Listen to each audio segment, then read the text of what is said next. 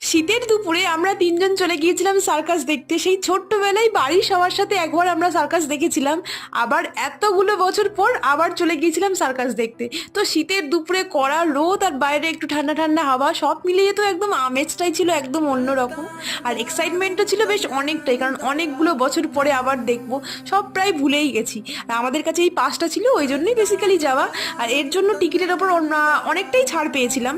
তো ticket ticket নিয়ে আমরা ভেতরে গেলাম, গিয়ে দেখলাম বেশ ফাঁকা, আমরা একদম সামনের রোতে বসেছিলাম। তবে এই জিনিসগুলোর কদর এখন অনেকটাই কমে গেছে, এত ফাঁকা চারিদিকে দেখে বেশ মনটা খারাপই লাগছিল, কারণ প্রত্যেকটা জিনিস এত কষ্ট করে করে, লোক না হলে তো ওদেরও মনটা খারাপ লাগে। তো এখানে বসে বসে আমরা খানিকটা ওয়েট করছিলাম যে কখন শুরু হবে। তারপরে ভাবলাম শুধু বসে থাকলে তো হবে না, গিয়ে তারপরে টুকটাক কিছু খাবার নিয়ে আসলাম, এইসব পপকর্ন, বাদাম, এই পাঁপড় ভাজা, এগুলো এনে খাওয়া দাওয়া করছিলাম। আর কখন শুরু হবে তার ওয়েট করছিলাম। আর বাকি সব কিছু থাকছে নেক্সট পার্টে।